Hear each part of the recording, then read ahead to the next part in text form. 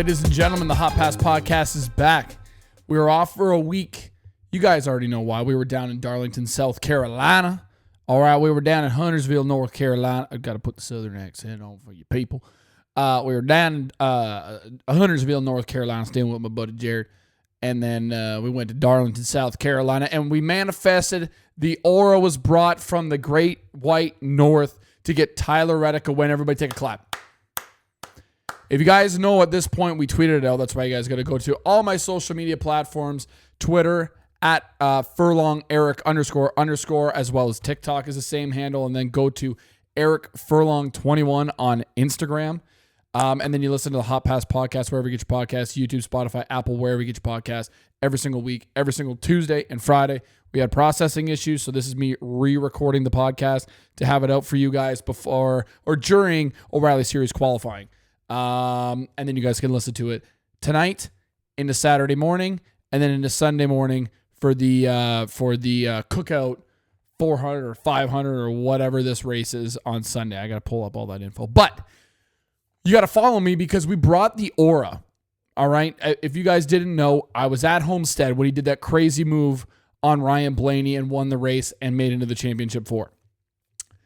Or whatever it was. I think it was for the championship four, correct? Maybe? Yes, I think so. Taking a sip of a rum and Coke. We're feeling nice. Okay. Yeah, we were there for the Homestead race. I was there for Talladega, and I was there for the Michigan race. So we tweeted out, we said, this may be a frickin' factor. All right. Now, throughout the race, obviously, like, alternator issues. Okay, I heard over the broadcast there. I didn't have the radio or whatever, but I heard through the radios. I hear alternator problems. I said, shit, not good. I didn't know about the cool suit stuff. Didn't know anything about that. But he was ripping, and we knew he was going to be fast. He's finished second here multiple times. He wrecked out, getting into Chris Buescher, trying to go for the lead. 2 years ago. And Brad Keselowski, we hit Brad Keselowski. Now, personally, I didn't give out these numbers. I took these super early on. I didn't bother putting it on my Action Network. Link is in the bio wherever you find me. I did have Tyler Reddick. I think it was at 7-1. And then I had Brad Keselowski at like 30-1. So at the end of that race, I'm saying just go green. If Tyler blows a tire, we got Brad multiple seconds behind. Just run it. It was a good time for me down there. All right.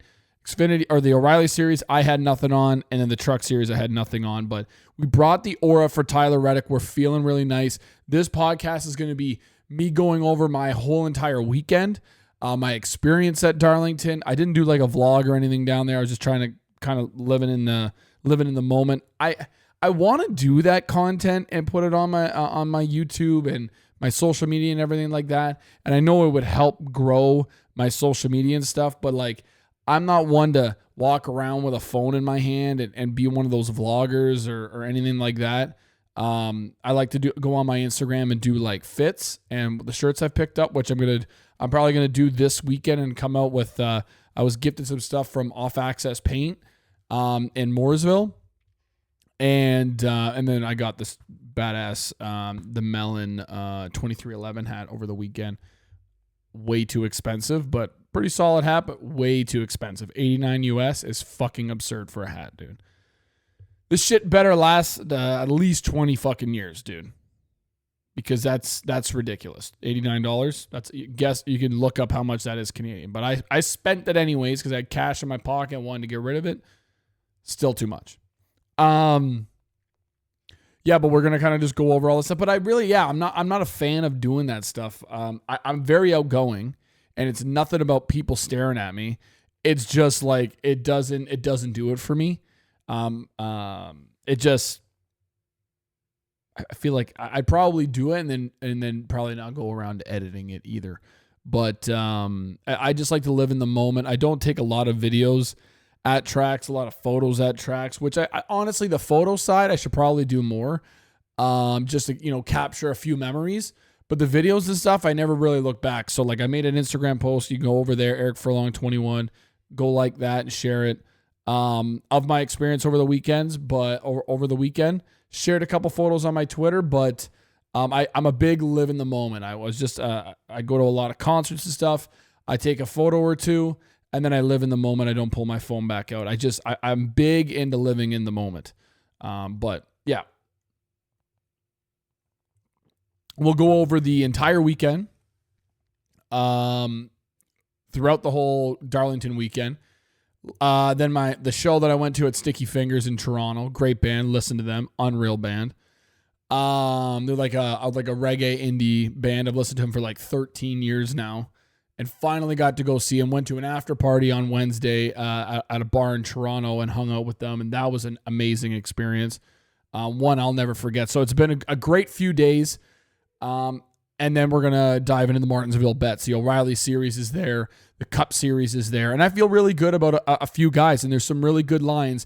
I understand that this is going to be now coming out during or after the O'Reilly series practice and qualifying that's happening today.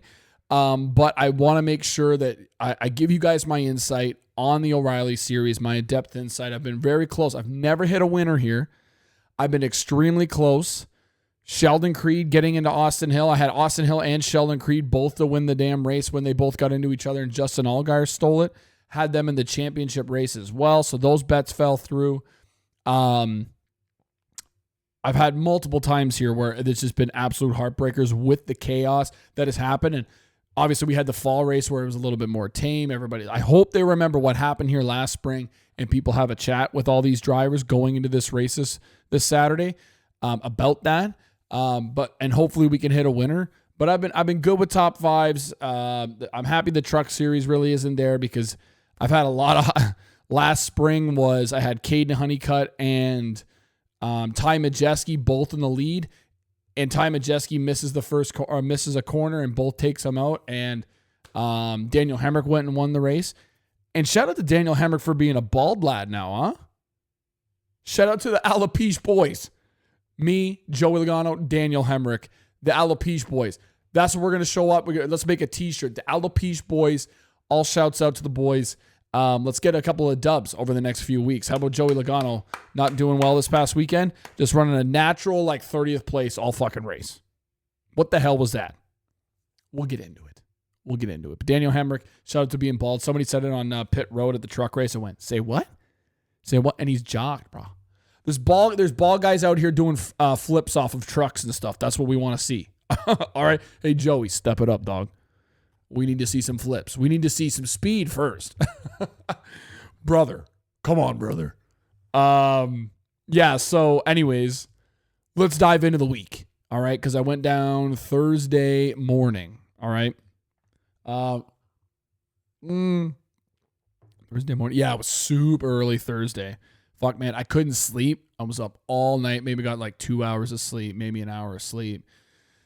I had to fly out just after 6 o'clock a.m. on Thursday morning to fly down to Charlotte out of Buffalo. So for all my American people and really across Canada and stuff, from where I live, Buffalo Airport's about 2 hours away.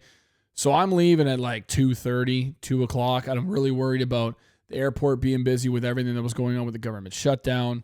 But I also have to go park my car. The Buffalo airport is horrible for parking. And so you got to park. A lot of the times people just park at nearby, either in Canada, they'll park on the border, then they'll pay a cab to go drive them across, which is $100. I'm not really doing that. I just drive across the border. I paid $30 US or whatever for 4 or 5 days to park at a hotel in Buffalo. And then you got to take an Uber to the airport. It's just such a crappy deal, but at the same time, you're paying way less for parking.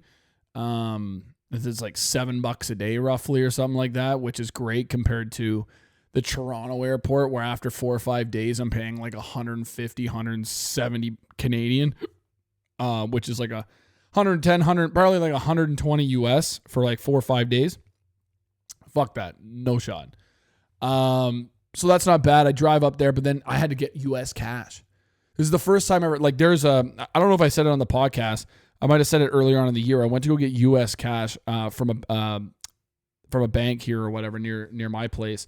And usually it's open super late or all night, where you can just open up the door, go take your money and go. But there was a homeless guy sleeping in there. And when I went in there to go get cash, he puked and was spilling beer all over the inside, all over the outside. And I think this was when I was heading to Atlanta, maybe. I can't remember where I was going, but or no, it was heading down to Indiana to get my back tattooed, I think around Christmas time. And I was fucking pissed. Yeah, that's exactly what it was. I was fucking pissed. So I'm assuming that's why they locked it.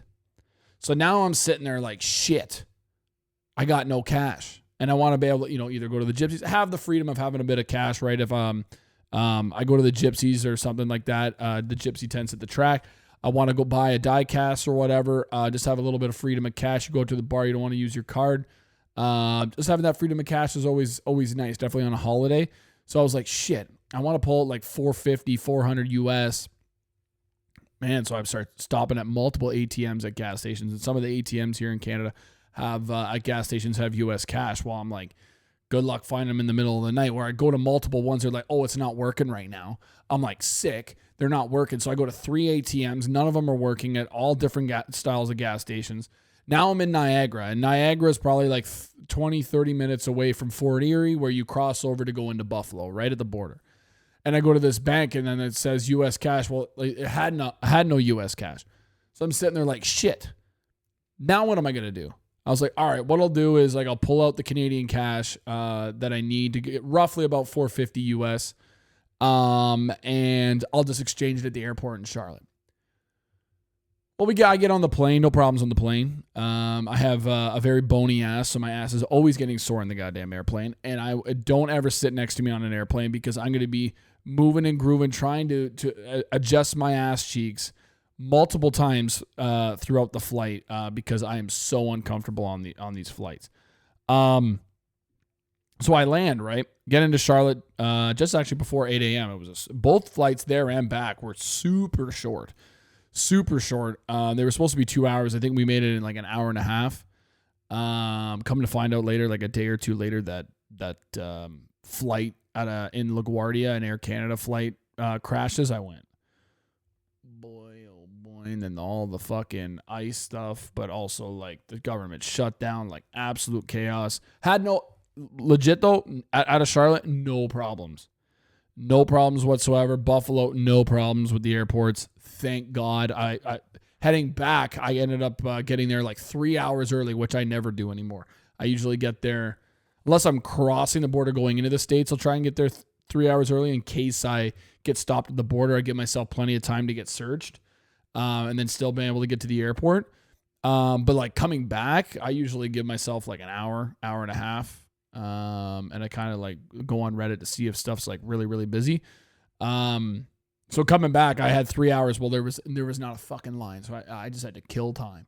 And it was bored as hell. I haven't had that in a long time. But get down to the airport. My dumb ass, I've never exchanged money at the airport. I didn't know that their rates are ass. Okay. So put your thinking caps on, get your brain ready. So when I went to the exchange rate place, I had I think it was 650 Canadian, roughly. I think it was 650 maybe. Maybe 600. Somewhere around there, okay? So I go to the lady, I said, and I went on Google and ChatGPT to see how much the exchange rate is today and how much I should be getting for it, right? And if I did it in Canada, I'm never not exchanging money in Canada anymore. Like I'm never doing it in the States because their exchange rates are horrible. This is the gist of this story. The exchange rates are horrible. Like, so I knew I should be able to get our dollars crap in Canada. So about 650 Canadian, I should have got about 470 US. I know that's fucking ridiculous, but that's why I try and be very cost friendly when I go on these trips down to the States. I try not to spend too much. I'm very specific of what I bought. On my podcast, I haven't done it yet, but I might take a photo and put it on my social media of the 1 of 84 Bubba Wallace diecast, a 1/24th diecast of Bubba Wallace's Grimace car. I never buy big diecast because they're super expensive in the States. I got this for $70 at, what's his name? Booth 34 or whatever. He's got his own store in Mooresville. now. He used to be at the Antique Mall. If you guys have been ever down to North Carolina and you've been there for NASCAR and stuff, you guys should check it out. And if you guys know, you know. But he's got his own store now. And I was like, man, $70 is about like 100 and something. Oh, about 100. And then I bought 2 more die casts, the little $10 ones, little 164, the Tyler Reddick and a Chris Buescher one, Jordan Brand one for Tyler Reddick, and the Chris Buescher fucking cinnamon dust car, cinnamon toast crunch car, and that was another $20. So yeah, man, it cost me about $140 for 3 die casts, and I'm sitting there like, man, that's a lot of fucking money, right? So I never do this, right? Because our dollar is so shitty here. So I'm very cost effective. The only thing I go crazy on is if, we're going out and buying booze, I'll fucking buy beers for my friends or whatever, buy around, tickets and stuff, or merch. Merch, I'm really big and I'll buy that. I don't really care about the exchange rate. But I go to the exchange rate thing and I said, okay, I know I'm going to get 470 here, or roughly that, right? Lady goes, I can give you about 350, 360. I went, what? Sorry, what? She goes, yeah, I can give you 360 US. I said, whoa, like, what do you mean? Like, I should be getting like 470. She goes, sir, with our rates, like our rates are not as good. And that's what we're offering here today for you, sir. And I said, so you're just going to take like $100. You can just basically take $100. She goes, yeah, basically, yeah. I said, well, okay. Well, first off, give me my money back. I said, hold up. Wait a minute. Give me my motherfucking money back. These exchange rates are dog shit. I'll go without cash for the weekend if I have to, right? So I said, be honest with me. If I go to a bank, would I have to be a member of that bank, a citizen down here, and to go into the bank and give them my cash so they could give me U.S. cash? She says yes. I said, first off, it's fucking cash. That's one thing I don't understand. It's cash. I should be able to go in there, give you my cash, and you give me cash. You're not losing money. You're just getting freaking cash, brother. Whatever. It makes no sense. Well, luckily, I've got my boy Jared. So I said, in my mind, I go, give me my motherfucking cash. Jared's got a bank down here. We're going to go to his bank. Well, they still only offered me $430, I think. $440. I'm like, well, basically, I just got ripped off another $50, but whatever. So I was like, learn my lesson, learned it the hard way. Never, ever, ever, if you're coming from Canada or another country, and or going to any country really, and you're trying to exchange money there, obviously, I didn't know this. I don't get taught this stuff. I've never been taught this. Maybe you guys know. Maybe I'm a dummy, and you guys are like skipping over this story because you guys are like, it doesn't make any sense. Like, this guy's an idiot. I didn't know. I would assume once it happened at the airport, it went, obviously, like, it's the fucking airport.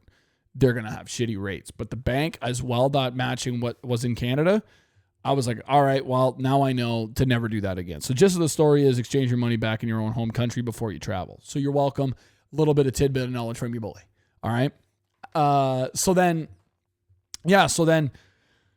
Thursday was kind of just chill. Off the top of my head, we kind of just went out for food and went out for pints of Guinness. Nothing interesting. The Darlington truck race, unbelievable. Okay, unbelievable. Night race, great experience. Talked to Lane Riggs, his beautiful fiance.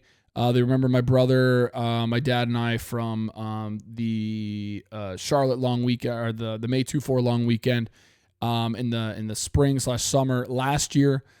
So I got to talk to them for a little bit. Chandler Smith's kids are the cutest little kids in the damn world. That his wife or fiance or whatever is a saint. She's running all over the place with those 2 little boys. God bless her. But yeah, like, great race. Thought Lane Riggs was going to win, man. And I'll say, I live rent free. I'll be dramatic about it. I live rent free in Chris Wormy's goddamn brain right now, brother. Lane Riggs was good the whole race. And maybe he's living rent free in my shit, but I got to address it. He goes, I thought he was going to be good. That was bad. After Lane Riggs' move, right, I went, so you're telling me he wasn't good? You're telling me he wasn't fast? You're telling me he wasn't flying through the field after his at the beginning of the race, they got into his door. He goes and fixes the issue with his vehicle. He says that, he's going to be down a set of tires. He had like 1 lap scuffs. Fucking whoop-de-fucking-do, right? They took off those tires. Who cares? They ran like 1 lap on it, 2 laps. Doesn't matter. He's not down a set of tires. Dumb. So bad take on his part. He's saying I'm ice cold. Whatever. Continue on. So dramatic Eric here. And I've got shit to say about Noah Gragson in a little bit. I'm going to have to reel that shit back a little bit so I don't get in trouble. But I have never liked Noah Gragson, and everything that he said to me over the weekend just tipped me off a little bit more. But I digress on that point. But then to be like, Lane Rigg thought he was supposed to be, dude, ice cold take, you're dumb. Okay? Because you're right about everything all the time. I'll just say this. I had people message me after, what was it, the Vegas race where he did he came on and he did his pre-race poll. They're like, man, what did you do to him? Like, what did you do? And I'm like, I was like, I don't know. All I said was hello there in the chat, and he was cooking me the whole time. And I'm just like driving, listening to it, and out of nowhere, I won't even comment, and then he'll bring me up again. Not sure what I did. Not sure what I did to piss him off. He's saying I got ice cold takes. Because I said that I would take Ryan Sieg at Vegas. Well, who would have thought he would have had like a fucking battery issues? That shit happens, dude. But I don't live on. He's also said stuff in the past where like I love Chris. He's a great guy. I would call him a good bud through the NASCAR community. But I don't just call out people and almost treat like. I don't really understand. He almost has the same personality as Noah Gragson. It's very dry. It's tough to tell where he's if he's joking or not, right? So in my mind, in that space where he's trying to make jokes or whatever it is on the pre-race poll, first off, have better delivery and try and be funny because it's not hitting, right? To think like he tweeted out a while ago, like, I'll comment on this. Maybe it'll get some more views rather than like 50 views or whatever. I'm like, but I don't make those jokes because everybody starts somewhere, right? It doesn't hurt me, but to make a joke, even if it's a joke, like even if you're trying to make a joke, it's not even like funny, right? Everybody has to start somewhere, and not every post hits, right? I don't flex on anybody. I treat everybody the exact same, and I'll take pride in that. I go to the track. I treat everybody the exact same. There's people that listen to my podcast that go, hey, Eric, it's nice to meet you. I'll treat you the exact same every single time. I'll treat you the same as the 300-pound person, as the 100-pound person right there. You got one eye. He's got one leg. I'll treat you both the same as the guy with two eyes and 2 legs. I don't give a shit. You're all the same to me. And to make those jokes, like, and I'm just at the track, and he tweets at me. I go, brother, what are we saying, dude? And to look at the speed of Lang Riggs, I go, you can't tell me he's not fucking fast. And he made a bad move. Yeah, it's called being a young driver. Whoop-de-fucking-dingle-do. And I'm sure my favorite part is he gives out takes, right? But you don't give out your bets ever. Hopefully you guys didn't hear that ding. That was my buddy or whatever. Saying we're going to go out for some beers and some food around 4 to 6 p.m., he says. So shouts out. But I just wanted to address it because I know some of you guys have seen it on Twitter, heard it in his show. I got nothing wrong with Chris. I doubt he's got anything wrong with me. He tries to make friendly jokes. A lot of them don't hit, but it's whatever. I love the guy. He's a great guy. We move on. But I wanted to address that. There's nothing personal coming on my end. I just wanted to say that, like, we let's do better. And the tweeting at each other about their takes or their bets or whatever and attacking people, I don't get behind that. When somebody say my boys Greg and Ryan from Win the Race, they have a bad weekend, I don't go and tweet at them like, oh, you thought Lane Riggs was good, eh? Like you don't. People are wrong. People are wrong in this world, right? We attack the politicians, but we don't attack the boys from the Hot Pass podcast. I don't go after like when I follow some his takes or whatever on Sundays and they don't hit, and Kyle Larson, Rexo, because haven't heard him talk about Kyle Larson in a while because he's been asked. But like I don't go after like when flag hunting, like he's a great guy. When he gives out golf takes, I've taken a lot of his stuff. When they don't hit, I don't tune up. You thought they were going to be good. Fucking what the hell was that? Right? I don't do that. You do the analytics, you make your take, and if it hits, it hits. If it doesn't, it doesn't. And you have good weekends, you have bad weekends, and that's how it is. But I don't come after people. So that's what all I wanted to say was, love Chris, let's move on from that. So that was the truck race. Corey Heim, I'm standing right next to Austin Cindric on pit road. He's doing the all drivers broadcast, and we both look at each other, and I'm with Jared, and I go, and we're like, Corey Heim's going to win this shit coming off of 3. Like or coming off of 2 and he's going down into 3 and 4. He's getting underneath Corey Heim and we're like, brother, what a fucking move. So like, what a great truck race. First ever truck race for me to be able to see live. And that was the ending. Now at one point we're standing on pit road. We're like, dude, let's leave. Cause it was getting stupid. All right. One thing I will say, and we've said it on here before, is Carson Hocevar. The speed's unreal and anything he drives, but man, oh man, him blowing tires, something late, he's got to calm down. That's definitely him over driving that truck late, blowing his tire. Unless, I remember I was at the track, unless they said something on the broadcast about he ran over something, I don't know. But as obviously his tire blew and he got up into the wall and caused a caution late. He was going to go win the race, if I'm not mistaken. But man, like, it's like, dude, just calm down. And when they're talking about one of the most interesting things right now, it has to be this. It's getting more and more interesting. The more and more Spire is running really well. Like Daniel Suarez finished top 10 at Darlington, and then Carson Hocevar 4th.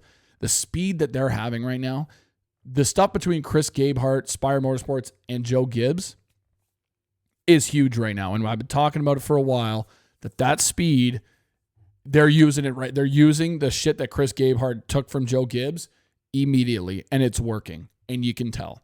It's one of my favorite things to look up now and all the court stuff, because however this plays out, Spire's going to be fast, and look for Carson Hocevar to get a win.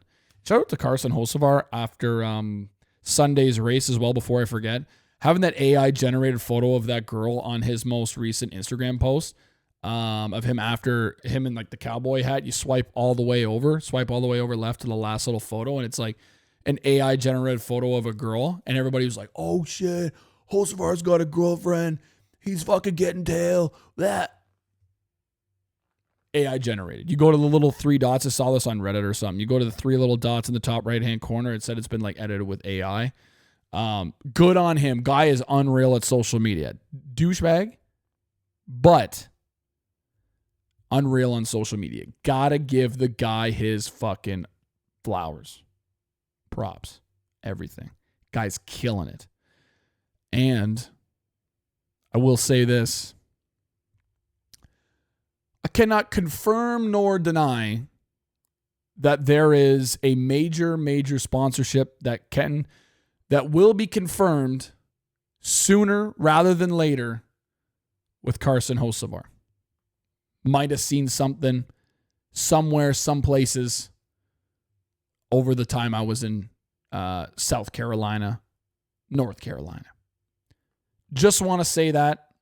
Can't give anything else, but can confirm big things are coming for Carson Hocevar. Let me take a sip. Dude, it's hot as balls in my fucking apartment right now. That doesn't help when I'm wearing fucking jeans. Saturday. Okay, we go to Cookout first off. After Friday, get my walking tacos. Waited 30 minutes in the Cookout line. My boy Jared's fired up, dog. We go to Cookout. Cookout does it. We wait 30 minutes. I get my fucking burger with the onions and the everything. And then I get my walking tacos. I go, oh my God, this is going to be so... No fork for the walking taco, huh? So I'm out here squeezing it like it's a fucking yogurt tube.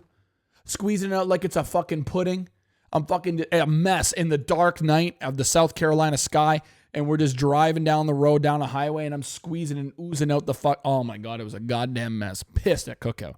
They redeemed themselves about 2 days later after the Sunday race. We went to Cookout or whatever in North Carolina, and they gave us a fork. We specifically asked for a fork because it fired me up so much. So thank God. Bless that woman that gave me a fork. So anyway, Saturday, didn't get to the races. My boy Jared sleeps until 1. I was going to go. Got passes and everything, the Cup Series passes to go for that Saturday and everything. Didn't end up getting down there. I wanted to go, but then I got invited to go out into Charlotte that night. And the race started at 5 o'clock, 6 o'clock. And that's about the time we wanted to go out. So I was like, shit. Honestly, the majority of the race was pretty freaking boring. With Larson leading, tweeted that out. Not a nice cold take was that. How about that? The end of the race? You could say the end of the race was exciting. Okay. But 80-90% of that race was boring as shit. Boring as shit. So not a nice cold take. How about that? Everybody give Eric a clap. Good claps. Good firm ones too. Good on Gator for winning that race though. And not letting Larson win. Will he be good at Martinsville this weekend? Probably. Will he win 2 stages and probably end up crashing in the 3rd stage and having pit road issues? Probably, because that's what he does. So I'm not betting Justin Allgaier at Martinsville. It's way too short. And definitely not Taylor Gray at fucking plus 450. Get the fuck out of here with that. We got Sammy Smith bets out there, baby. Fucking right. Fucking right, baby. Feel good. Anywho, fire me up and getting hot again. Settle down. Take a sip of the rum and coke. Anywho, Eric, dial it in. Saturday we go out in Charlotte. Now, man, what a time. What a time to be alive. We go to I can't remember the first bar we went to. It was this outdoor spot. There was a Charlotte FC game going on downtown that night. So there's a lot of people in their Charlotte FC gear. Sucked back a couple of pints of Guinness with my boy Jared and his beautiful fiance. Our boy Jackson comes out with his beautiful girlfriend Lauren. They bring their little puppy Maeve. Oh my, little baby Maeve, little pup. Oh, it's a beautiful little thing. She took a little sip of Guinness. Shouts out to little Maeve. All right. But yeah, man, great time out there. Then we went back to our boys' spot and had a drink there, and then we went out to Club West. It's right downtown. 2-story bar. Let me tell you, the tattooed boy did not belong there. A lot of white frat boys, all right? Shouts out to the whites. Shouts out to the frats. Shouts out to the sorority sisters, all right? But that place was fucking bumping. And let me tell you, I'm about fucking 7 or 8 beers deep at this point now. I'm a shot of whatever the hell Jackson gave me, okay? And now I get my first Zin. As a Canadian man, I've never had a Zin, all right? We can get them here. You can sneak them in. You can bring them in. You've got Zonic, which is definitely through the government, and it's all rigged crap where somebody's paid off the government officials to be able to have Zonic in pharmacies. You have to go to the fucking pharmacist to buy some fucking nicotine pouches. That sounds crazy to Americans, doesn't it? So we're drinking. Jackson's like, oh, I'll go get some beers. Can you guys go down? I wanted to get a Red Bull, but there's a convenience store right around the corner. Beautiful convenience store. Probably one of the nicest convenience stores. I'm even complimenting the goddamn convenience stores at this point, boys and ladies. And so my boy Beans and I, we go down. And he's like, oh, I'll get the Red Bull or whatever. Don't worry about it. So they get this tin of Zins, and 6 milligrams, right? And I've always wanted, I just want to try it one time. I want the flavor. I want the beautiful flavors, right? So I go, Beans, what is this flavor you got?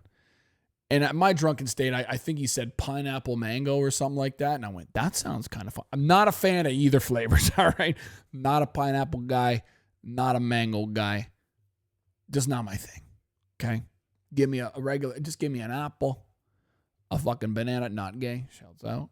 Nothing wrong with the gays, but no bananas. Okay, I like bananas, but not gay. I digress on that topic. Okay. So I don't know how, this is my fucking brain, dude. My brain is dumber than shit. And we know this because I just bitched about Chris Wormy for about fucking 10 minutes. I bitched about Chris Wormy for 10 minutes. You guys are waiting for O'Reilly Series bets. Shouts out to me, huh? We're getting there. The weekend's almost over. All right, we'll dial it in, reel it in, get it going. The rum is hitting me. So you guys are here for the silliness, anyways, brother. If you're not here for the silliness, get that. No, don't go. Stay with me. Reel it in. So I'm like, all right, give me one. Let me try. And dude, my brother made a good point. Dude, you're all worried about this fucking nicotine in these like these government ran pouches where you used to go, like you're all worried you're gonna get fucking hooked and die or something or whatever.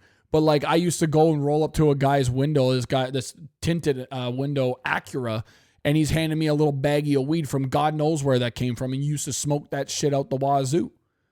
And you're worried about a little nicotine pouches? Fucking do it. So I do it. Right? I do it. And brothers and sisters, I go, when am I going to feel? Beans goes, about 5 minutes. We walk upstairs. I'm standing at the table. Brother, I had to fucking hold on to my shit. I fucking held on to that table like I was about to be a priest to give out the body of Christ, brother. I was holding on to that shit, brother. Yo, man, I could fucking feel it in my fucking toenails, dude. Oh, my God, I could feel it in my fingernails. I was like, woo. And I don't smoke cigarettes, right? I don't do the nicotines. I don't drink coffee. I have energy drinks. But I can't handle shit like this. And now, remember, I'm about 7 or 8 beers deep and a shot. And so I'm about like, oh, I'm fucking woozy, baby. I'm fucking woozy. And I whisper into Jackson, this shit's fucking me up, brother. And he goes, you good? And I went, I can feel it in my toes. Jackson starts fucking dying laughing. He's like, dude, it'll go away. I go, how fucking long? I gotta hold the fucking table, brother. Oh, blah. I was so fucked up, dude. I've never felt that way in my life. The Beans is like, yo, you good? I'm like, oh boy. Ooh, and I'm just swaying. I couldn't drink another beer after that. It fucked me up for about 20 minutes. Fucked me up. And so can say this right now, even going back across the border, getting back into Canada, the guy asked me, they always ask now, booze, cigarettes, always, right? Did you buy anything? And then they ask Zins. And I even was honest with him. I said, hey, I tried Zins for the first time at down in the States. Not for me. I said I could feel it in my toenails. The guy at the border starts laughing. He goes, I can't do it either. I said, fuck, we fist bump each other. He gives my fucking passport. Day moves on. But that's my experience with a Zin. Can't do it. Coworker today at work goes, I do 15 milligrams. I go, holy shit. I heard about there's 50s out there. Are you fucking higher than sin? Like, y'all got problems, dude. Y'all got problems. And people will just be popping those bitches. America is addicted to nicotine. Should have invested in Zin sooner, huh? Years ago when I went to my first race, they were at the track in Michigan. So should have invested sooner. They got us hooked, brother. So shouts out to Zin. Not a sponsor. Anyway, so we were fucked up. I ended up doing the whole drunk thing about like taking a fucking Uber home. Had this ginormous slice of pizza. Shout out to Jackson and Lauren. Shouts out. The biggest slice of za I've ever had in my goddamn life. Ate 2 of them bastards. I fucking cozied up in that fucking Uber on the way home, brother. Just snoozing. And it was like when you're a little kid and you're pulling the driveway after a long drive and you had a hell of a time at your friend's house, your grandparents' house. You get into the driveway and all of a sudden you just wake up. Boom, that was me. Fucking woke up, went, okay, thanks, man, appreciate it. Like the quietest ride he's probably ever had in his goddamn life. And I stumble up to the front door and I drop my phone and shit. Just looking like a drunk idiot in the neighborhood.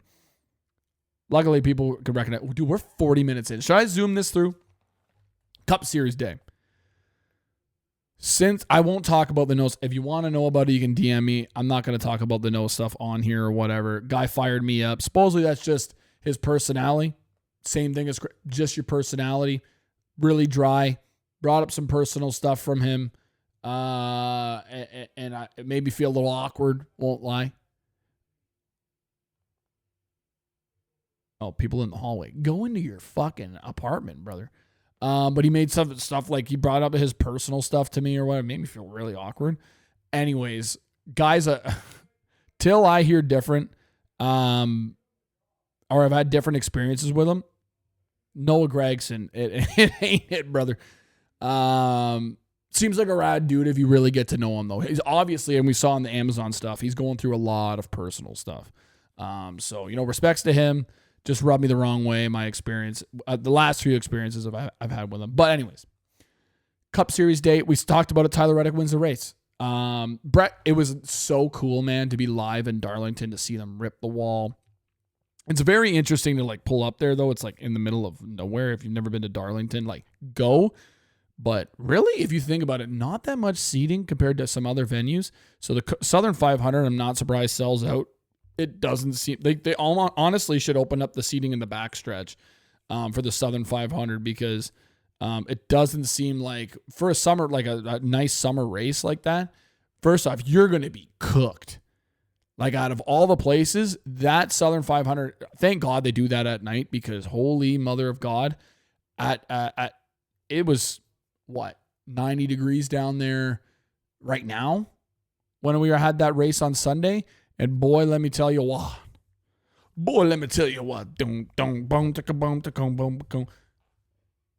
What's that song called again?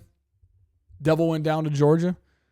Devil went down to motherfucking South Carolina. Almost made your boy fucking cook on Sunday, brother. It was fucking hot. So thank God they do that at Southern 500, because that shit was hot as shit. But had to wear my Beast Unleashed Tyler Reddick jersey because I'm a motherfucking fan. Anybody want to rep the boys and say that I'm not a fan? Your boy was at Victory Lane with the fucking Beast Unleashed shit. And unfortunately, Monster and Beast Unleashed don't sponsor him anymore, so I couldn't sneak into Victory Lane. Would have been a little too obvious with a Beast Unleashed shirt on that you're like, oh, this guy doesn't belong here. If I had a Goodyear hat on, maybe could have slid in with the Goodyear people. But so cool. Unreal race. Seeing Priest, Busher, and Keselowski running 1, 2, 3 was unbelievable. Unreal for the Biff, baby. Would have been really cool if Brad got in Victory Lane. It would have been really, really emotional. But it was nice to see those guys run really well. Chris Busher has ran so good there in recent years. And just unreal ride. When Bubba gets caught in the wall, hitting the wall by Denny, because Denny's a fucking idiot. What can I say? Like, all the racist people and losers came out that are all Larson fans. Well, how about that? Larson only finishes 2 spots ahead of you. Bubba ain't so bad now, is he? Oh. Kyle Larson fucking sucks right now. They need to figure it out. Who else? Chase Elliott just asked. Christopher Bell. Not good. Shout out to Daniel Suarez, Carson Hocevar. Eric Jones was probably going to have another fast car. Look out for him for the Southern 500. Good Lord. Like, absolutely unreal speed until he gets a little bit clipped. Took him all day. And for Larson and Briscoe and other guys to fall back late in the race. But Tyler Reddick put on a damn clinic, boy. Really cool. I remember seeing a kid. Dude, this is the shit I love about Michael Jordan being at the racetrack, okay? Let me tell you this. When I was outside of Victory Lane on Sunday, there was this young kid and his friend. And the pure excitement, enjoyment that he had. He got to meet Michael Jordan. He didn't get to go to Victory Lane, but he got to meet Michael Jordan, got a photo with Michael Jordan, and everybody was so happy in Victory Lane for him. He was telling everybody, I got to meet Michael Jordan. I got a photo with Michael Jordan. Oh my God. And everybody's laughing and we're having a good time. We're so happy for this kid. The experience and the enjoyment and the pleasure it brings me and everybody it should bring to have Michael Jordan in this sport and what Tyler Reddick is doing this year, as well as, Bubba Wallace running really, really well, having the speed, being a champion. If Michael Jordan is a champion in this sport as an owner, it is going to be ginormous. This child forever is going to remember that, and everybody gets to see Michael Jordan. You're going to want to go to the track to see if you can see Michael Jordan. The possibility to meet him, shake his hand one time. I got to shake his hand one time. That shit double wrapped around my fucking hand because I got my mom's hands. It is the coolest thing in the world, and I think everybody needs to appreciate it a lot more this year and take in what is going on right now. And if Tyler Reddick, even if he has a bit of a summer lull, if he can continue to just have good finishes, boy, we are in for a special year this year. And that kid I'm never going to forget that moment, seeing that kid's face. But I also got this in Victory Lane. Then we'll get into the bets. I won't touch on the band stuff. The band stuff's going to take the podcast too long. But I got my passes here. You guys go to the YouTube at HOT PASS Podcast YouTube. I got my passes, and then I was about to leave Victory Lane, and my buddy Jared's like, "Man, did you get some confetti or whatever?" Because I'm like Tyler Reddick fan. I've ordered the shirt off of Fanatics or whatever, his victory shirt. I've already ordered the die cast to come in. That'll come in obviously next year. But I was like, shit. So I ran back and got confetti or whatever from Victory Lane, the Goodyear color confetti, the blue, the white, and the yellow. So in my bag here or whatever, you guys go on the YouTube. I'm just showing the confetti. I got enough confetti for my brother and I, with the multiple colors. And what I'm gonna do is, I might order a second shirt. One I can wear, and one I'm gonna frame it, just from like a memory piece of me being at Darlington for the first time, seeing one of my favorite drivers win. Michael Jordan, that kid, that just experience with that kid, everything that went on that weekend with all the friends and everything. I'm gonna frame the die cast with the confetti on it. My passes that I had for the Sunday, and then have the T-shirt in the back. I'm gonna get it all custom, and just be able to have that cherish that moment for the rest of my life. I think that was one of the coolest experiences I've ever had this weekend. People were looking at me a little funny grabbing confetti, and also people started grabbing confetti, and I was like, "You're not gonna want to forget this." But really cool experience, man. Really, really cool. Unreal weekend. I'll never forget it. Just a great time. I always appreciate my boy Jared. I think the car they're running this weekend, all the photo shoot stuff that we've seen earlier on this week, I think it was either Thursday, the Noah Gregson, the fuel car that he's running. My boy Jared took all those photos. So go follow Jared .mp4, I think it is, on Instagram. I love him so much. I appreciate him. My boy Breyer, the hospitality from Beans, Jackson, his girlfriend Lauren, Lane Riggs, his wife, and so on and so forth. The guys at Off Access Paint. I'll touch on this quick. Got my Off Access Paint t-shirt on. I got a sweater and 2 other t-shirts. Shouts out to Greg, the owner of Off Access Paint. If you guys don't know who they are, they do a lot of the helmets in NASCAR for a lot of NASCAR drivers and obviously other motorsports. My buddy Noel, he has done a lot of the helmets you've seen. I mean, just recently the Michael Jordan helmet for Tyler Reddick at Las Vegas. He did that helmet. But Greg, Noel, the other 2 guys I met in the back at Off Access Paint, thank you so much for that experience. Thank you for the merch. I'm hopefully going to be meet up with Greg at Watkins Glen in a few weeks and hang out with him. What a great experience it was. Thank you for everybody that made it an amazing experience. Every time I go down to the Carolinas, it ups itself every time. And I cannot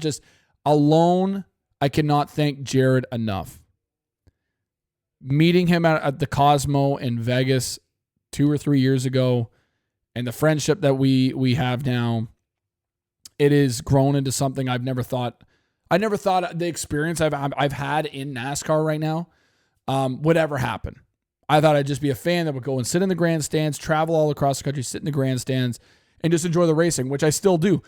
On Fridays, Saturdays, and Sundays, I still go sit up in the grandstand with my buddies, have drinks, and enjoy the race from up there. Pit road, it's all cool before and after the race and stuff, but like during the race, you want to still sit up there.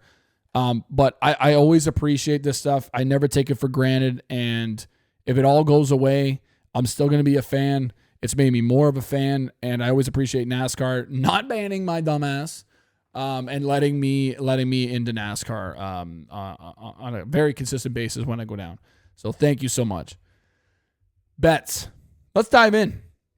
O'Reilly Series bets, Cup Series bets. Let's kind of break it down. I've watched we're kind of just going to dive right into it here so we get this out of the way for you guys. I've watched a lot of what has gone on the last few times at Martinsville. The O'Reilly Series, I feel like, is so hard. Let me take a sip of water before we really dive in here. the O'Reilly series, I feel like, is very, very hard to just, there's guys that are so good, but there's so much chaos that continues to happen at this track. Definitely in the spring, because I feel like they go fucking nuts in the spring. They forget about what happened last year, and then everybody's got to dial it in. Then we come to the fall, and it's a little bit more calm. Now, when it's not a win and get in situation, I feel like this might help shit like this with Martinsville, where they're not going to be just going crazy, wrecking each other. Everybody's trying to have a good points day here. At least that's what I'm telling myself right now. So I hope that we just have some regular driving, regular finishes. But I really want to dive into some good bets. I feel like that are going to be profitable and going to probably be there all night. All right. So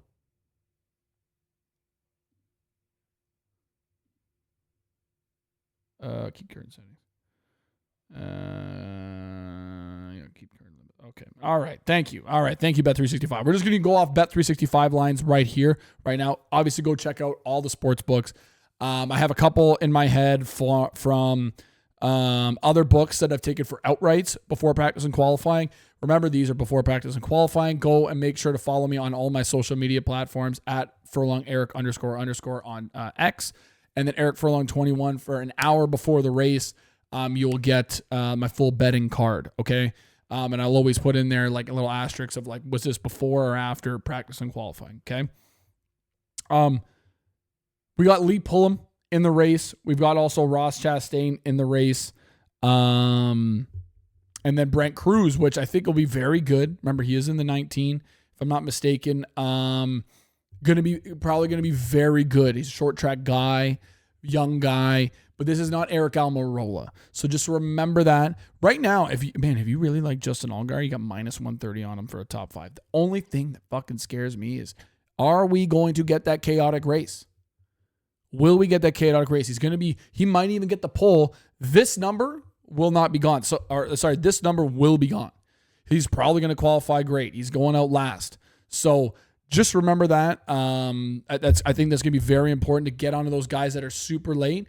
Guys, like if you feel like a Ross Chastain might be able to drive through the field, remember he's in the DGM car. I think it's the 91. I don't expect him to do great. But you got to look at the guys that are going out super early and wait on them. The lines might drift out because they're probably not going to get a good qualifying order. You also got to wait. You got to get through the field and through the chaos. But guys like Sheldon Creed's good here. He's been so close to winning a few times now, dude. In the 2, the 00. Can he do it in the 00 in Hendrick cars? Okay. Remember that. Junior Motorsports has been very good here. Just remember that. They have Hendrick cars. The Haas guys have Hendrick cars. Sheldon Creed's already won. He's feeling good, feeling fine. Joe Gibbs has also been very good here too with Eric Almirola and shit. Brandon Jones has had an unreal bit of circumstances here over the last few years here, but has been very good in qualifying, very good in race trim, and just has to be able to get the dub over the last few years, but he's been right there. So it's very interesting. But the Taylor Gray stuff, I can't get over that. I get it. He's been good here the last the last year. Both races, almost won both of them, won one of them. There is a man, I will talk about him in the outrights, but Sammy Smith is 11-1 over on FanDuel right now. I'm fucking taking that, dude. What the hell is that? He basically should have finished second in the spring race last year, in the second place in the spring race. Then he finishes second place in the fall race. And if you let me go see if I can pull up his stats right now. Load for me, Racing Reference. You're being slow with me. He's just been really good, and this is like where he usually it's his bread and butter is this track. Like this, arguably, is Sammy Smith's best track. I don't even think it's a friggin' argument. This is his best track. He's very, very, very consistent here, and honestly, what we saw like super early on with Sammy Smith at Joe Gibbs and stuff early on in his O'Reilly Series / Xfinity Series career, I thought we were going to get a lot more out of this guy, but it's been really hit or miss. But 7 races here. Listen to me. Listen to me.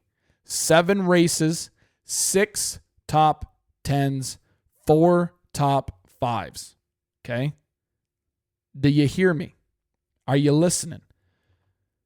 2nd, 3rd, 7th, 2nd. This 10th place was that race that he bumped, like completely ran over Taylor Gray. Should have finished 2nd as well. So I'll count that as another 2nd and 2nd. So the last 3 races, if you don't count the one in the spring last year as 10th, he would have finished 2nd, 3rd, 7th, 2nd, 2nd, 2nd. Oh, and you're giving out 11-1 to win the race, dude? Oh, they're going to probably bring the same car? And where is he going out for qualifying? I know it's fairly late. Not the latest and greatest.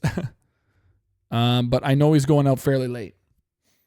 I'm not the biggest fan of his top 5 number right now, but over on FanDuel at 11-1, I think is honestly, with how good he is here, those numbers that he has here, that is personally, I think the best value for an outright is 11-1. We'll bounce back to go to the top 5s and stuff, but I'm very excited to get this bet in. I hope that for you guys, for your sake, because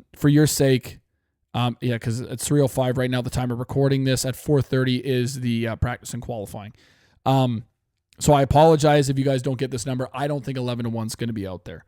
But he is going out 30 seconds. So he is going to qualify really, really well.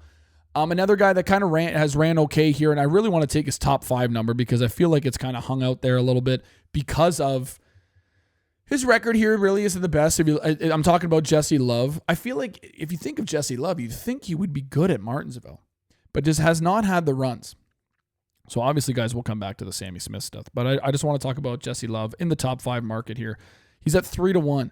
Austin Hill's been good here in the past. In recent times, not really the best speed, but I think you think about Jesse Love.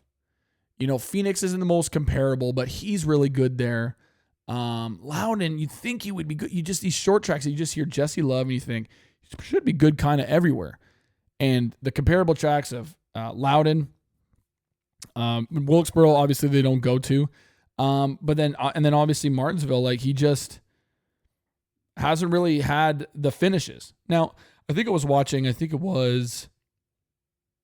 was a race last year. It might have been the spring race, if I'm not mistaken, but he was running top 10 and he got shipped around or whatever late in that race.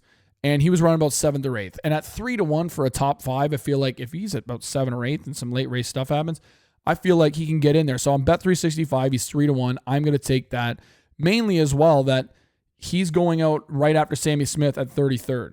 I feel like he's going to be able to probably put a good qualifying lap together. I really do. And at 3-1, I don't think that number is going to be there anymore. I just expect him to put a good lap together, baby. Track position, very key. You don't want to be back with the squirrels. Do not miss your corners. I feel like Jesse Love can do it. I'm sure he's been like, I really got to work at this track. That and Loudon. I think he goes, I got to work at this track. I've got to bail. This is going to be one of those ones that's going to be really important late in the year. And I feel like Jesse Love has probably put in that time. Obviously, the aggression is through the roof. Jesse Love can get very crazy as well as that's the RCR mentality. But 3-1 for Jesse Love going out late in qualifying, and I think he's been working on it. I'll take the 3-1 at Jesse Love for a top 5. I really want to get a 2-1 on Sheldon Creed. I'm going to hunt around. He's plus 180 on Bet365 for a top 5 right now. The other 2 guys I really want to talk about is Brandon Jones and Carson Kvapil. The thing is, for me, is I really wanted top 10s. And the top 3 at Martinsville is fucking tight. That's really tight to do. So I'm kind of bouncing around, seeing, man, I don't know. Let me look at, actually, while we're going through here. What is Jesse Love's record here. He's got one top 10 in 4 races here, and that was his first race there.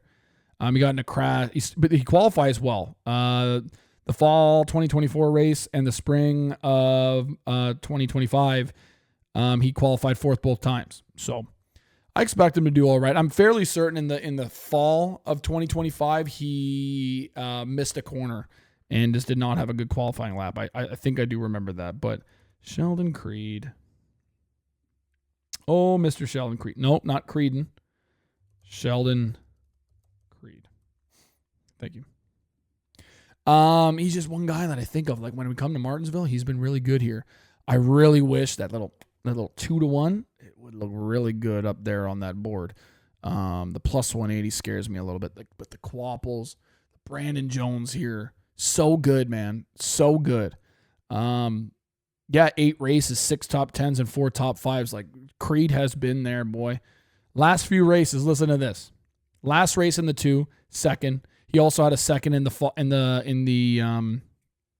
2022 season. He finished second in the fall, but then it was 27th, which I think was I know he got pretty much wrecked, but it was 2nd, 6th, 6th, 2nd, and 4th. Bro, what? So talk myself into it. Sheldon Creed plus 180 top 5. Where is he going out in qualifying? Super late, right? 35th. Like it. Like it. Love it. Not like it. Love it. Give it to me. So right now we've got Jesse Love 3-1 for top 5. Sheldon Creed at plus 180 for a top 5. You love it. I think we'll hold off on that for now. Let me look. Oh, see, this is what I'm going to do right now. I'm going to look at Brandon Jones' record. Get me all fucking fired up. I've been thinking about Brandon Jones all week in a straight way. Shout out to me. Straight things.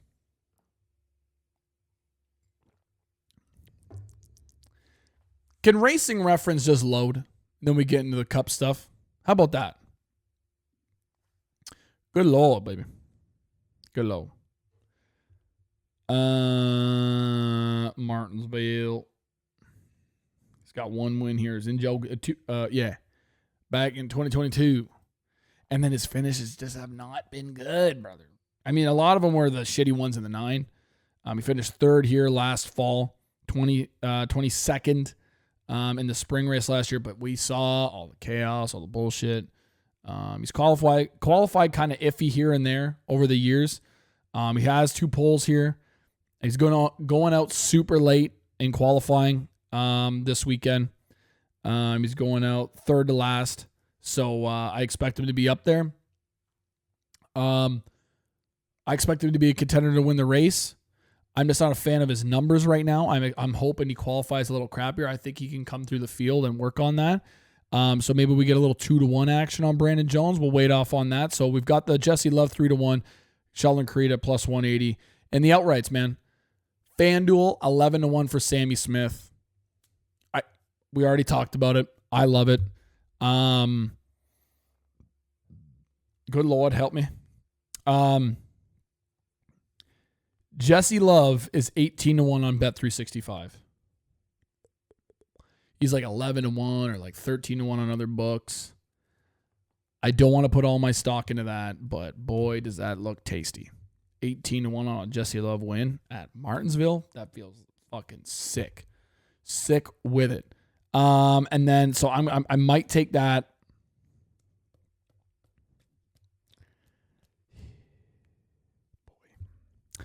I hum and haw about Brandon Jones, and I hum and haw about Sheldon Creed. All the time. We'll make our decision. We'll talk about this. I'll think amongst my fucking brain. Cup Series. Right now, I've got on my Action Network, what do I have? Let me see if I can pull it up.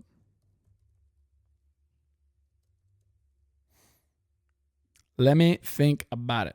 Nope, that is not the Action Network. Let me sign in, boy. I've got Ryan Preece, top 10, I think it is. I should know this. I should have this written down. Success, one moment. How about hurry up? Podcast going to shit, boy. My action. Here we go.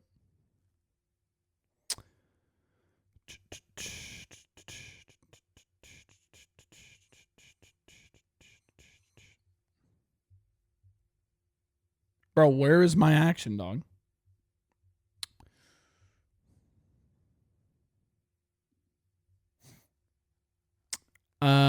Guys, I haven't used this on my laptop in forever, and I'm having a tough time finding it. My bad. I know I've got like Ryan Priest like plus 130 or some shit.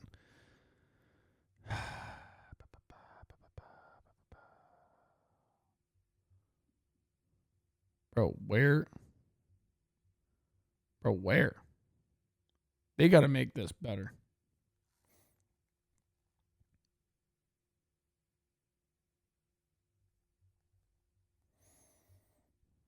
This is freaking crap, dude. Bro, what is going... Okay, anyways. I've got Ryan Priest plus 130, and I've got like Josh Berry to win at 65 to 1. Comparable track, Loudon. Do you guys remember Loudon in the fall last year? Josh Berry, or in the summer. Josh Berry almost won the damn race after having issues super early on, drove through the field. Josh Berry's been good here. He's had top 10 cars here in that 21, as well as being in the 4. He's had good speed at these short tracks. That's kind of his bread and butter. I really do like him. And it's 65 to 1. I think it was over on the Score in Canada, I think it was. Great. Plus 130 for Ryan Priest. Bread and butter. Expect him to qualify pretty well. I freaking hope. He's put it on the pole here in the past, if I wasn't mistaken, or it was Loudon, one or the other. And Priest is going to be good. He's going to be good, and it's all about the pit crew with Ryan Priest. Those are the two bets I have. Betting analysis, I'd say that, yeah, Joey Logano's going to come out of nowhere. I thought I saw online today that he has 13 races in a row where he's finished inside the top 10. Blaney's probably going to be good. Denny's probably going to be good. The Chevrolets make me questionable. I do want to take a Chase Elliott top 5 bet because he is really good here. The outright line, I don't know. Let me go check on Bet365 to see what they have for outrights for the Cup Series. What?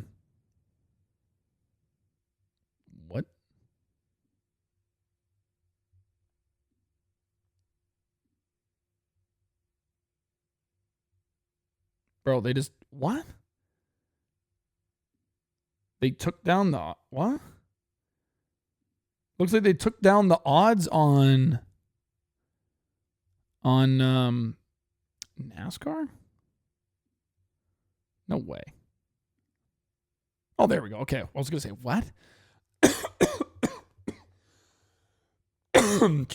Chase Elliott 8 to 1. I can't do it. The one that I really like, man, and I feel like he's had top 10 cars here in the 14 before. Chase Briscoe at 14 to 1. I was thinking about him. I think he was 14 to 1 on BetMGM as well, or like 15 to 1. And I really like that. I mean, he's not really he should be a short track guy. Feels like he should be. He's had good history here. Good at should have been good at Loudon last year.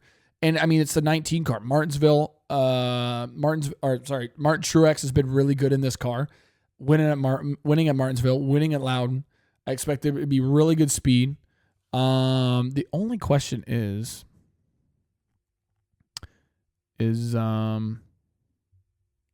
where is he going out for qualifying? I just want to see this. Bro, what is going... Oh, log in. I have to re-log into my goddamn Twitter. What is going on? What a shit show it is. Sorry, guys. That's my apologies on all this. I gotta go look at qualifying for Cup Series. Okay, here we go.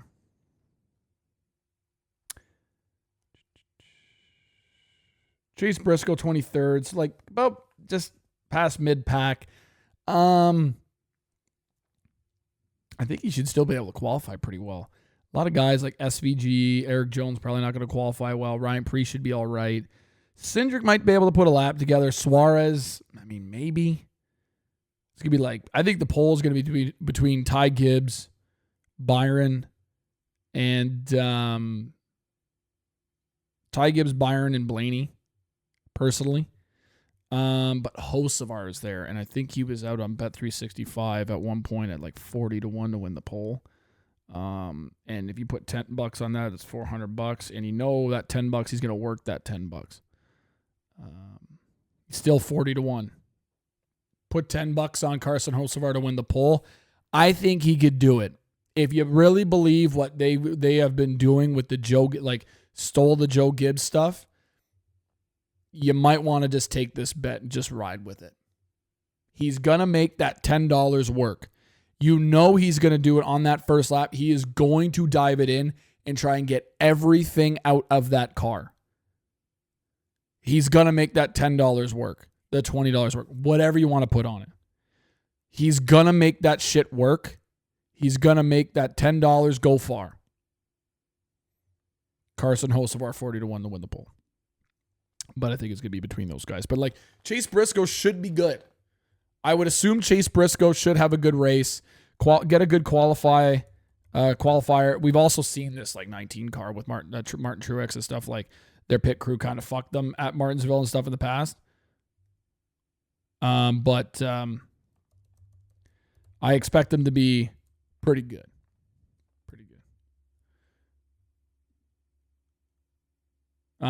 Yeah, so 14-1 on him I feel it would be all right. Like, what's the top 5? Let me just look at his stats quick here in Loudon.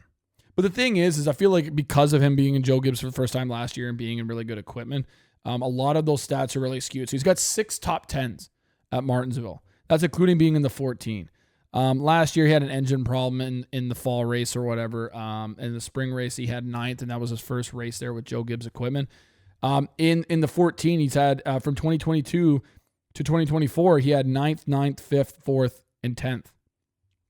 Pretty great running. Pretty great run. I really like Chase Briscoe this weekend. What's his top 5 number? What's his top 10 number? I feel like it's not going to be very good. Yeah, it's minus 210. Top 5. So yeah, they expect him to do pretty good. He's plus 250 for a top 5. I'm going to take Chase Briscoe 14-1 to win the race, and a Chase Briscoe top 5 a plus 250. Feels like some pretty good value. I'm going to take Chase Elliott at plus 120 for a top 5. See where he's going to qualifying again. Not bad. I feel like he's probably going to look pretty good in fucking practice. So I'm going to take Chase Elliott at plus 120 for a top 5. And those are the bets. For qualifying, I'm going to be taking Ty Gibbs to win the pole. I think at somewhere you could get him at 9-1 to win the pole. Yeah, he's 9-1 on Bet365 to win the pole. You can get William Byron at plus 500 to win the pole. Dude, I'm not taking Kyle Larson. He's going out super early in qualifying. He's not getting the pole. The only guys other than that I can see, like maybe Brad Keselowski could pull it out, and like Denny Hamlin. But I feel like it's usually late in qualifying. Blaney could get it too. But Blaney also hasn't had the best qualifying record here, but he's also not gone out this late probably in a while. So I'm going to take Ty Gibbs at 9-1, William Byron at 5-1, and then Carson Hocevar at I feel like even with like Blaney's 8-1 to win the pole on Bet365. So if you believe that Brian Blaney could do it, take a Byron at I'll do this. Byron at 5-1. Make sure your unit allocations are good, so you still profit. William Byron at 5-1 to win the pole. Ryan Blaney at 8-1 to win the pole. Ty Gibbs at 9-1 to win the pole, and a sprinkle play on fucking Carson Hocevar, dude, at 40-1 to win the pole. Good on you, boys. I was talked out of off the ledge at Vegas for Christopher Bell and took Kyle Larson to win the pole, and Christopher Bell got the pole. I'm going with my gut. So shout out to the boys. Chase Briscoe to win the race at 14-1. Chase Elliott plus 120 for a top 5. We've got also to win the races, Josh Berry at 65-1. Shout out to me. And then plus 250 for Chase Briscoe, top 5. Got top 10 Ryan Preece at plus 130, if I'm not mistaken. Couldn't look it up. But those are the bets we've got so far. I hope you guys enjoyed the podcast. I know it's been a long one. I wanted to tell you guys all about this stuff. I didn't get back till Tuesday in the afternoon. Had lots to go on this week. We'll be back on Tuesday. Always check out all my social medias at Furlong Eric __ on Twitter and TikTok. Eric Furlong 21 on Instagram. Hot Pass Podcast on YouTube. Like, share, subscribe to the podcast always.